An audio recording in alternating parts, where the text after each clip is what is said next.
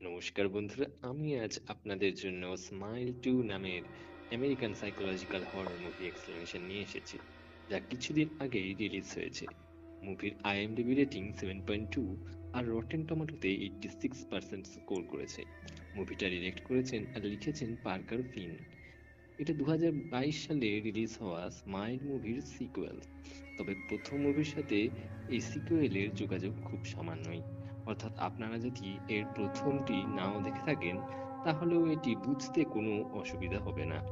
আর যা কিছু connection smile ওয়ানের সাথে আছে, সেগুলো এই এক্সপ্লেনেশনেই সংক্ষেপে বলে দেব।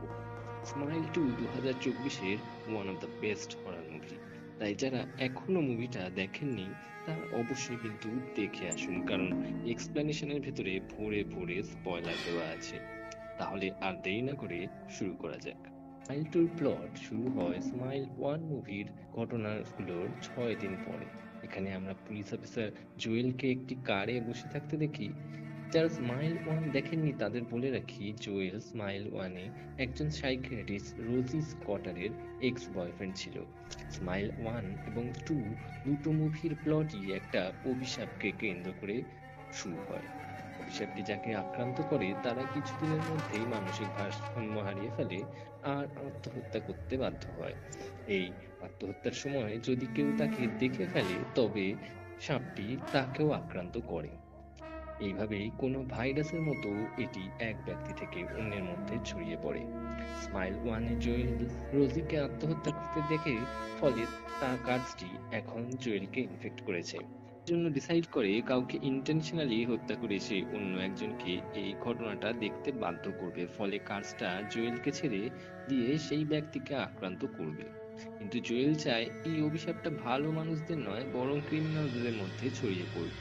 সেই জন্য জোয়েল এখানে একজন ড্রাগ ডিলারের বা গ্যাংস্টারের বাড়ির বাইরে অপেক্ষা করছিল। যেই মুহূর্তে সে গ্যাংস্টারের ভাই সেখানে উপস্থিত হয়, জোয়েল বন্দুক দেখিয়ে তাকে বন্দি বানিয়ে নেয় এবং বাড়ির ভেতরে প্রবেশ করতে তাকে বাধ্য করে। সেখানে সে গ্যাংস্টারের সামনে তার ভাইকে মারার চেষ্টা করে। জোয়েল চেয়েছিল কাজটি গ্যাংস্টারের মধ্যে চলে যাক, কিন্তু গ্যাংস্টার পাল্টা গুলি চালিয়ে দেয়। আর এই গুলি পাল্টা গুলিতে আনফরচুনেটলি জুয়েল, গ্যাংস্টার এবং তার ভাই দুজনকেই মেরে ফেলে। জুয়েল হতাশ হয়, কিন্তু পালিয়ে আসার সময় সে আবিষ্কার করে যে অন্য একজন মাদক ব্যবসায়ী লুইস ফ্রেগোলি এই পুরো ঘটনাটা দেখে ফেলেছে। লুইস এই ঘটনার কথা কাউকে বলবে না বলে আর জুয়েলকে তাকে ছেড়ে দিতে অনুরোধ করে। কিন্তু আমরা দর্শকরা বুঝতে পারি যে জুয়েলের উদ্দেশ্য পূরণ হয়ে গেছে। ঠিক এই সময় আরো কিছু দুষ্কৃতী ওই বাড়িতে এসে পড়ে আর ব্যাপার বুঝতে পেরে গুলি চালাতে থাকে।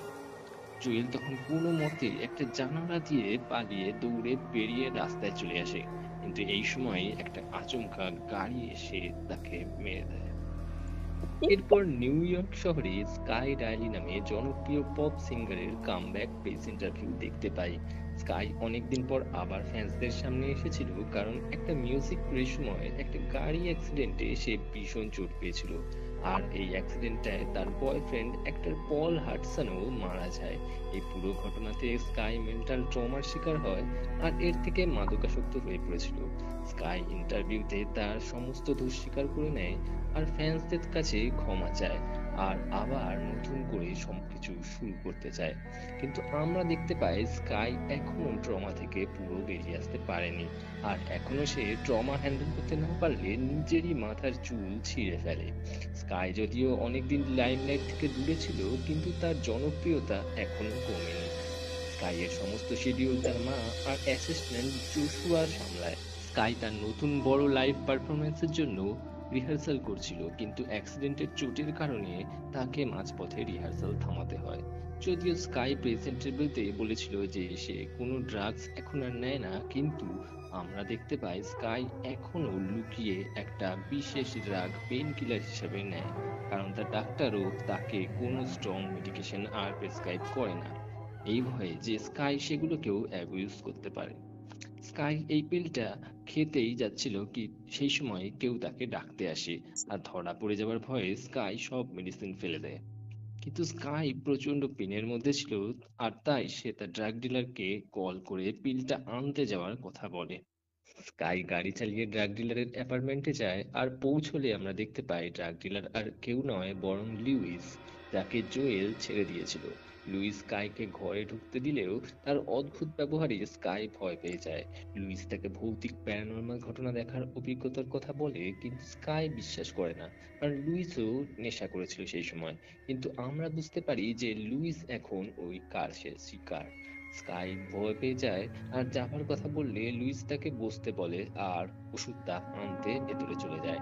স্কাই লুইসের টিভিতে তার নিজেরই নিউজ দেখতে পায়, যেখানে স্কাইকে মাদকাসক্তি নিয়ে নানা রকম সমালোচনা চলছিল। এতে বিরক্ত হয়ে স্কাই টিভি বন্ধ করে দিতেই লুইস সেখানেই চলে আসে। লুইস কোনো কিছু থেকে পালানোর চেষ্টা করছিল, কিন্তু স্কাই বুঝতে পারে না সেটা কি।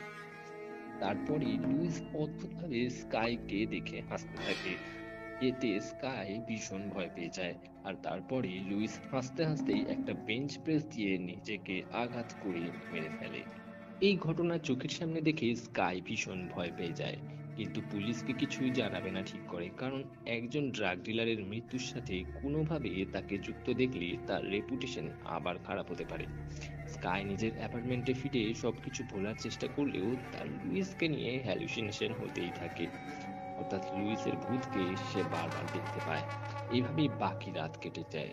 পরের দিন স্কাই মেকআপ রুমে নিজের পারফরমেন্সের জন্য তৈরি হচ্ছিল, কিন্তু আগের দিনের ঘটনা কিছুতেই ভুলতে পারছিল না। তাকে চিন্তিত দেখে তার মা তাকে বেস্ট ফ্রেন্ড জেমার সাথে কথা বলতে বলে, কিন্তু জেমার সাথে এখন আর সম্পর্ক নেই স্কাইয়ের, কারণ স্কাই অনেকদিন আগেই জেমাকে ইনসাল্ট করেছিল, আর তারপর থেকেই তাদের মধ্যে আর কথা হয় না। এই সময় স্কাইয়ের অর্গানাইজার ড্যারিয়াস রুমে আসে আর স্কাইকে একটা স্পিচ শোতে ইনভাইট করে। প্রথমে ইতস্তত থাকলেও স্কাই তার মার কথা ড্যারিয়াসের কথায় রাজি হয়ে যায়। চেঞ্জিং রুমে রেডি হওয়ার সময় স্কাই সবসময় লুইসের কেসে ধরা পড়ে যাওয়ার ভয় পেতে থাকে, আর এই সময় একটা আননোন নাম্বার থেকে তার ফোনে মেসেজ আসে, যে জানতে চায় যে আগের দিন রাতে স্কাই লুইসের সাথে ছিল কিনা। দেশে আরো ভয় পেয়ে যায়, আর আয়নাতেও বারবার লুইসের ভূতকে দেখতে পাচ্ছিল। এতে স্কাই ভয়ে চিৎকার করে উঠলে তার মা শুনতে পেয়ে চলে আসে। স্কাই অজুহাত দেয় যে সে একটা মাকড়সা দেখে ভয় পেয়েছিল। স্কাই তার মাকে নিজের বডি নিয়ে ইনসিকিউরিটির কথা জানায়, আর বলে সে এমন কোনো ড্রেস পরে পারফর্ম করবে না যাতে তার শরীরের অ্যাক্সিডেন্টের কারণে হওয়া স্টিচ মার্ক গুলো দেখা যায়। পরের দৃশ্যে স্কাইকে আমরা নিজেদের ফ্যানের অটোগ্রাফ দিতে এবং তাদের সাথে ছবি তুলতে দেখতে পাই। একজন ফ্যান এর মধ্যে অদ্ভুতভাবে হাসতে হাসতে স্কাই এর কাছে আসে, আর স্কাই এর সাথে ছবি তোলার সময় স্কাইকে জড়িয়ে ধরার চেষ্টা করে। সিকিউরিটি তাকে সরিয়ে দিলেও এরপর একটা বাচ্চা মেয়েও তার দিকে তাকিয়ে হাসতে হাসতে এগিয়ে আসে। স্কাই তার টি শার্টে অটোগ্রাফ দিলেও এই অদ্ভুত হাসির ভীষণই ক্রিপি ফিল করে। স্কাই এরপর নিজের অ্যাপার্টমেন্টে ফিরে জেমাকে ফোন করে আর পাস্ট ঘটনার জন্য সরি বলে। স্কাই জেমাকে নিজের অ্যাপার্টমেন্টে আসতে বলে, আর জেমাও শেষে রাজি হয়ে যায়। কিন্তু স্কাই এর অ্যাপার্টমেন্টে এই সময় নানা রকম ভৌতিক ঘটনা ঘটতে থাকে, যেমন স্কাই এর জলের বোতল ভাঙা অবস্থায় পায়, আর এমনকি সেই সকালের ক্রিপি ফ্যানের পোশাকও তার ফ্লোরে ছড়িয়ে ছিটিয়ে পড়ে থাকতে দেখে। স্কাই এর মনে হতে থাকে যে কেউ অ্যাপার্টমেন্টে ঢুকে পড়েছে আর তাকে ফলো করছে। তাই সে দরজা খুলে পালানোর চেষ্টা করে, কিন্তু দরজা খুলতেই সে সামনে সেখানে জেমাকে দাঁড়িয়ে থাকতে দেখে। সে জেমাকে জিজ্ঞেস করে যে এত তাড়াতাড়ি কি করে পৌঁছে গেল সে। তার জবাবে জেমা বলে যে 1 ঘন্টা আগেই তাকে স্কাই ফোন করে ডেকেছিল। এরপর স্কাই দেখতে পায় যে অ্যাপার্টমেন্টের সব জিনিসই ঠিক আছে, আর এসব কিছু তার অ্যাকচুয়ালি ভ্রম ছিল। স্কাই জেমার সাথে কথা বললে সবকিছু সর্ট আউট করে নেয়, আর ঠিক করে যে লুইসের ব্যাপারে কাউকে কিছু বলবে না। আর পরে সে জেমার সাথে বেডে শুতে যায়, কিন্তু কার অ্যাক্সিডেন্ট নিয়ে তার অদ্ভুত সব হ্যালুসিনেশন হতে থাকে। জেমাকেও অদ্ভুতভাবে স্মাইল করতে দেখে, আর এতে স্কাই ভয় পেয়ে বিছানা থেকে পড়ে যায়। কিন্তু হুঁশ ফিরতেই সে দেখে যে ইতিমধ্যেই সকাল হয়ে গেছে, আর জেমা তো তার জন্য কফি বানিয়ে নিয়ে এসেছিল। কিন্তু স্কাই নিজের পারফরম্যান্সের জন্য ভীষণ লেট হয়ে পড়েছিল, তাই সে তৎক্ষণাৎ বেরিয়ে যায়। পারফরমেন্স রিহার্সালের সময় স্কাই আবার তার বয়ফ্রেন্ড পলকে দেখতে পায় আর ভয় পেয়ে মাটিতে পড়ে যায়। তার ভ্রম হয় যে তার পায়ে আবার সেই চোট লেগে গেছে, কিন্তু এগুলো সবই তার ভ্রম ছিল। স্কাই রেগে গিয়ে নিজের চেঞ্জিং রুমে যাওয়ার চেষ্টা করে, কিন্তু সেই সময় সে অ্যাসিস্ট্যান্ট জোশুয়াকেও অদ্ভুতভাবে হাসতে হাসতে তার ড্রেসিং রুম থেকে বেরিয়ে আসতে দেখে। চেঞ্জিং রুমের ভেতরে সে সমস্ত কিছু ছড়ানো ছিটানো দেখতে পায় আর সব দোষ জোশুয়ার ওপরে দিয়ে দেয়, কিন্তু জোশুয়া সবকিছু অস্বীকার করে। এই ঘটনা স্কাইয়ের মায়ের মনে সন্দেহ তৈরি করে। সে জিজ্ঞেস করে যে সে আবার ড্রাগের নেশা করছে কিনা। আর সেই কথা বলতে স্কাই আর তার মার মধ্যে ভীষণ ঝগড়া লেগে যায়। স্কাইয়ের মা স্কাইকে ড্যারিয়াসের স্পিচ শোতে যাওয়ার জন্য তৈরি হতে বলে, কিন্তু স্কাই বলে যে সে এসবের জন্য মেন্টালি প্রিপেয়ার্ড নয়। কিন্তু স্কাইকে তার মার কথা শেষে শুনতেই হয়, আর সে স্পিচ ইভেন্টে চলে যায়। এখানে আবার সেই আননোন নাম্বার থেকে মেসেজ আসে, যা দেখে স্কাই আরো ভয় পেয়ে যায়। আর সে জেমাকে টেক্সট করে, কিন্তু জেমার তরফ থেকে কোনো রিপ্লাই আসে না। স্পিচ ইভেন্টে স্ক্রিনে দেখে দেখে স্কাইকে স্পিচ দিতে হতো, কিন্তু স্কাই দেখতে পায় স্ক্রিন আটকে গেছে। এই অকওয়ার্ড মোমেন্টে সে নিজে থেকেই স্পিচ বানিয়ে বলতে থাকে, আর এতে সমস্ত দর্শকরা অবাক হয়ে যায়। আর ঠিক এই সময় স্ক্রিনে লেখা স্পিচটি চলতে শুরু করে, যাতে লেখা ছিল, আমি পল হাডসনকে স্টেজে আমন্ত্রণ করছি। এটা পড়ে স্কাই চমকে যায়, কারণ পল তো কার অ্যাক্সিডেন্টেই মারা গেছে। কিন্তু স্কাই পলকে অডিয়েন্স থেকে স্মাইল করতে করতে স্টেজে উঠে আসতে দেখে, যাকে অবশ্যই স্কাই ছাড়া আর কেউ দেখতে পাচ্ছিল না। আর এতে সে ভীষণ ভয় পেয়ে যায়, আর ইভেন্টের হোস্ট একজন ওল্ড লেডিকে স্টেজ থেকে ধাক্কা দিয়ে ফেলে দেয়। আর তার এই অদ্ভুত কাণ্ড কারখানায় অডিয়েন্স হতভম্ব হয়ে যায়। এরপর স্কাই এর কাছে আরো আননোন নাম্বার থেকে টেক্সট আসে, যে বলে যে তুমি যা দেখতে পাচ্ছ তা মিথ্যে নয়, তাদের দেখা করা খুবই প্রয়োজন। আর স্কাইকে লুইসের কিছু ভিডিও পাঠায়, যেখানে লুইসও অদ্ভুত হ্যালুসিনেশনের কথা বলছিল। স্কাইয়ের অ্যাপার্টমেন্টে এরপর আরো ভৌতিক ঘটনা ঘটতে থাকে। স্কাই অবশেষে সেই আননোন লোকটার সাথে লুকিয়ে একটি পাবে দেখা করতে চলে যায়। মরিস নামে লোকটি স্কাইকে বলে যে এই অভিশাপটা একজন থেকে অন্যজনের মধ্যে ছড়িয়ে পড়ে, যখন সেই আক্রান্ত ব্যক্তি পুরো পাগল হয়ে যায় আর নিজেকে মেরে ফেলে। এই সময় যে তাকে দেখে তাকেই এটি ইনফেক্ট করে। সে লুইসকেও সতর্ক করার চেষ্টা করেছিল, কিন্তু ততক্ষণে অনেক দেরি হয়ে গেছে। এখন কার্সটা স্কাইকে ইনফেক্ট করেছে, আর এর থেকে বাঁচার একটাই উপায় হলো এটি অন্য কাউকে ইনফেক্ট করার আগে যদি স্কাই মারা যায়। স্কাই তাকে জিজ্ঞাসা করে যে সেটি কি করে সম্ভব।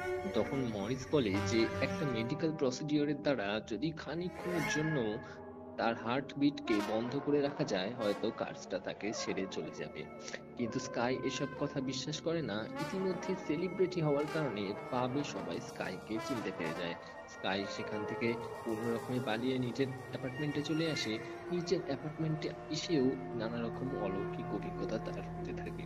সে দেখে যে তার অর্গানাইজারের পুরো টিম অদ্ভুতভাবে হাসতে হাসতে তাকে ঘিরে ধরার চেষ্টা করছে। স্কাই পালানোর চেষ্টা করলেও সবাই তাকে ধরে ফেলে। কেউ স্কাইয়ের চুল ছিঁড়ে দেয়, কেউ তো গলার ভেতরেই হাত ঢুকিয়ে দেয়। ফ্ল্যাশব্যাকে আমরা স্কাইয়ের অ্যাক্সিডেন্টের রাতটিকে দেখতে পাই, যেখানে পল গাড়ি চালাচ্ছিল আর দুজনেই মাদকাসক্ত ছিল। নেশার ঘরে দুজনের মধ্যে ঝগড়া লেগে যায়, আর পল স্কাইকে পাগল বলে ইনসাল্ট করে, যার ফলে স্কাই ডেকে গিয়ে স্টিয়ারিং ঘুরিয়ে দেয় আর গাড়ি খাদে পড়ে যায়, যার ফলে পল ওখানেই মারা যায়, কিন্তু স্কাই বেঁচে থাকে।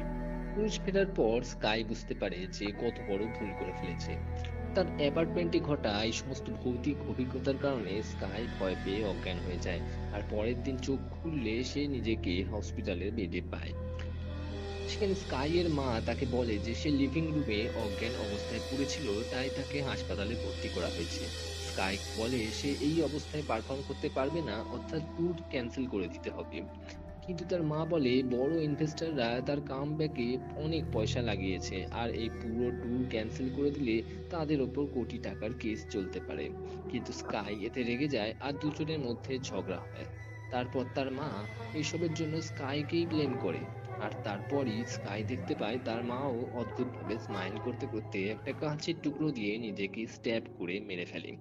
স্কাই রুম থেকে পালানোর চেষ্টা করে, কিন্তু সেই সময় দেখতে পায় যে কাঁচের টুকরোটি তো আসলে তারই হাতে রয়েছে।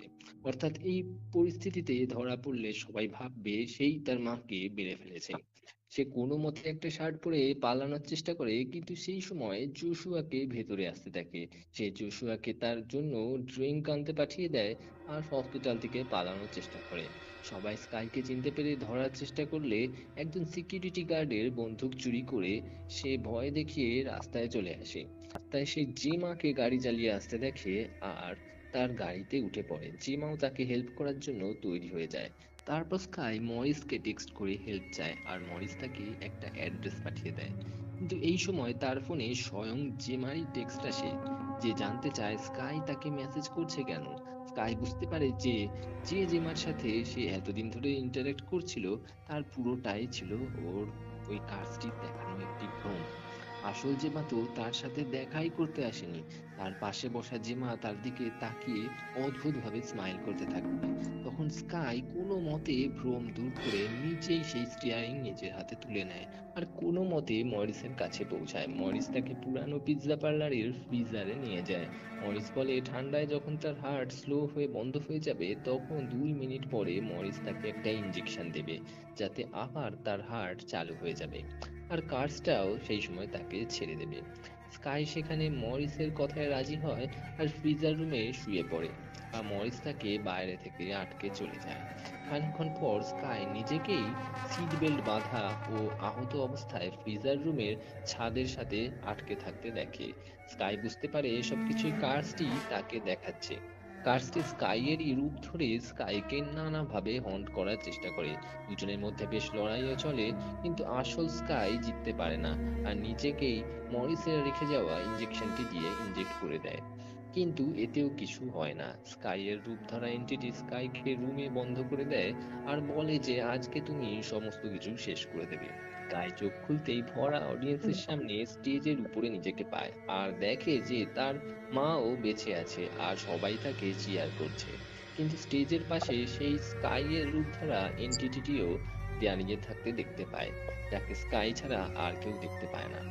সেই এন্টিটি স্কাইকে দেখে স্মাইল করতে করতে নিজের পেট চিরে ফেলে আর তার পেটের ভেতর থেকে বিশাল অদ্ভুত এক ক্রিয়েচার বেরিয়ে আসে, যে স্কাইকে অ্যাটাক করে আর তার জ ভেঙে দেয়।